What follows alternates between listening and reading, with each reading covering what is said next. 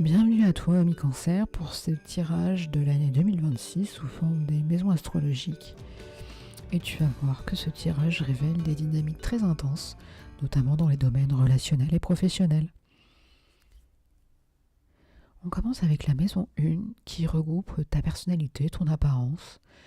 Et avec le diable, ça indique que ton identité sera marquée par un charisme puissant et une volonté intense. Tu auras une forte influence sur les autres en fait. Cependant, tu devras être vigilant face à de possibles attachements excessifs. Alors ça peut être matériel mais aussi passionnel. Ça peut être aussi en lien avec des tentations qui pourraient te détourner de ton chemin. C'est une année où il va falloir identifier les chaînes pour te libérer, mais aussi utiliser ta force brute de manière constructive. La maison 2, qui regroupe les finances, les valeurs et la sécurité. Avec l'étoile, c'est un excellent présage en fait pour tes finances. C'est le signe d'une protection, d'un grand espoir et d'une stabilité retrouvée concernant tes ressources. Alors s'il y a eu des incertitudes, 2026 va t'apporter un renouveau optimiste et une générosité dans tes revenus. Et ça va être encouragé, notamment tout ce qui concerne l'investissement dans ton avenir, avec confiance et notamment la notion de te fier à ton intuition pour des choix financiers.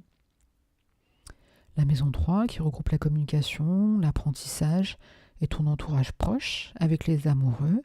Tu vas avoir des choix importants à faire dans ta communication et dans ton entourage immédiat. Il y aura éventuellement une décision délicate qui pourrait concerner un projet d'apprentissage ou de déplacement. Mais c'est aussi l'indication qu'une relation significative pourrait se nouer ou se renforcer via des communications, un environnement proche. La maison 4 qui regroupe le foyer, les racines et la famille, avec l'impératrice, c'est très positif. Qu'elle symbolise en fait la fertilité, l'abondance et le confort à la maison. Ça va être propice pour améliorer ton cadre de vie, nourrir tes relations familiales ou éventuellement une création concrète au sein de ton foyer. Ça peut concerner des travaux ou éventuellement une naissance. Tu trouveras sérénité et bien-être dans tes racines.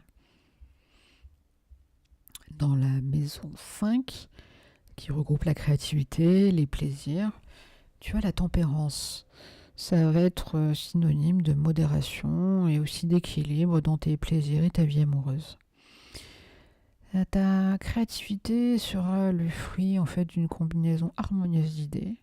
Et si jamais il y a des déséquilibres dans soit tes passions ou éventuellement la gestion de tes enfants, on pourra dire que c'est une année qui va rétablir le calme et la sérénité de par ta patience.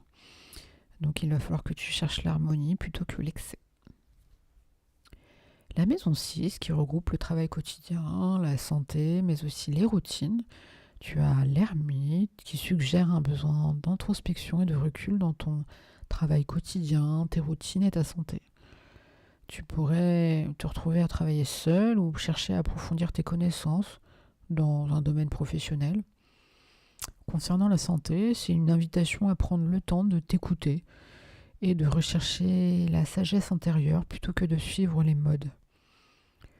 Ta réussite professionnelle viendra de l'expertise et surtout ta réflexion. La maison 7 qui regroupe les partenariats, le mariage et les contrats. Avec le magicien, c'est une carte très dynamique pour l'ensemble de tes partenariats et relations. Parce qu'en fait, ça signifie que tu auras tous les outils pour initier de nouvelles relations importantes ou pour remodeler un engagement existant. Le magicien, c'est le maître d'œuvre de tes contrats et de tes associations. Et son éloquence et son pouvoir de persuasion seront des atouts majeurs en fait pour établir des partenariats fructueux. La maison 9 qui regroupe l'intimité, les biens communs et la transformation profonde avec le monde, c'est un signe extraordinaire de complétion et d'achèvement pour des thèmes de transformation profonde, d'intimité ou de finances partagées. C'est une réussite totale dans une affaire d'héritage ou une guérison éventuellement émotionnelle majeure. Tu vas atteindre une plénitude dans ton partage intime avec les autres. C'est un cycle karmique bouclé avec succès. La maison 9 qui regroupe les voyages lointains, la philosophie mais aussi la foi. Avec la lune, ça suggère que tes quêtes de sens, tes croyances ou tes voyages lointains pourraient être empreints de confusion, d'incertitude ou d'illusion. Il y a un besoin de démasquer ce qui est caché dans tes convictions. Ton intuition sera forte, mais tu devras naviguer prudemment et ne pas te laisser guider par les peurs et les illusions. Les voyages peuvent être source de rêves ou d'ambiguïté. La maison 10, qui regroupe la carrière, la réputation et le destin social, avec la tour, c'est l'un des aspects les plus percutants de ce tirage. Ça annonce une rupture soudaine et nécessaire dans ta carrière ou ton statut social.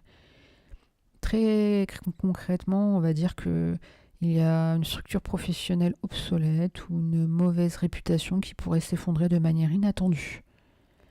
Et bien que cela puisse être vécu comme une crise, c'est une libération qui permet de te reconstruire, et notamment reconstruire une fondation beaucoup plus solide et authentique pour ton destin.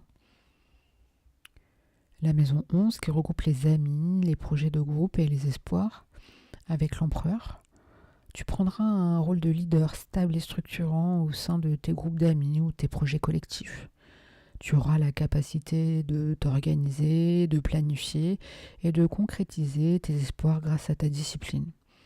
C'est un excellent signe pour tes projets qui nécessitent ordre et autorité. Et enfin, la maison 12, qui regroupe l'inconscient, les épreuves secrètes et la spiritualité. Avec la justice, tu auras besoin d'équilibrer des questions karmiques ou inconscientes durant cette année 2026. Il est possible que d'anciens dossiers ou des situations cachées puissent être résolus de manière juste et équitable.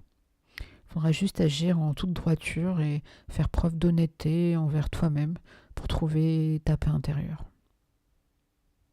En conclusion, on peut dire que beaucoup de choses vont s'effondrer pour un monde nouveau.